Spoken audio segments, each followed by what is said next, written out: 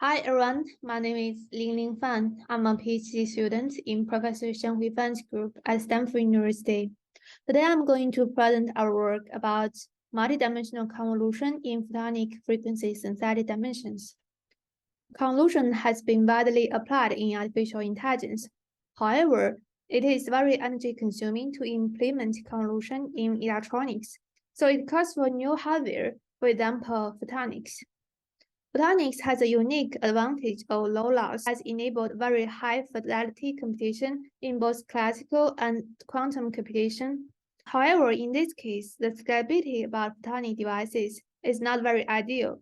For a small amount of computation, it requires a large number of photonic devices, so it has been not very compact, as well as causes very high energy consumption. If we look at those devices, most of those would use special degrees of freedom. One thing that is not very widely noticed is that frequency dimension will increase the compactness of the photonic device by using the spectral dimension. In this case, we would introduce our work about synthetic frequency dimension with a ring resonator.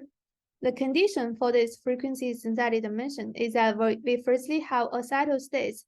In our case, it has been a set of modes that is centered around this random frequency and separated by the free spectral range. However, in this case, these modes are uncoupled. And the second condition is that we use the modulator. For example, we have amplitude and phase modulator, and it will force the coupling between these states if we allow this special condition about the frequency. And at the end of the modulation, you will have this coupling between different modes, and this would be what we call as the frequency synthetic dimension in photonics. S matrix, which describes the transformation from input to output, which also has this frequency transition symmetry. And we would utilize this transition symmetry to get the convolution. As an example, we would show this one-dimensional convolution. The input is shown in this C-in, which composes of 7 elements. But this S matrix, which has a transition symmetry in the frequency dimension, the multiplication of S matrix with C-in will give you the C out, which is described in this equation. It will be the same as the 1D convolution.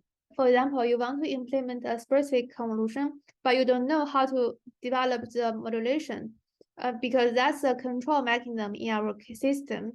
And the contribution from our work is to develop this analytical formula that give you for any convolution kernel as you would have this modulation modes. This would be very useful without any optimization in the previous works. So thank you for your attention, and please check our paper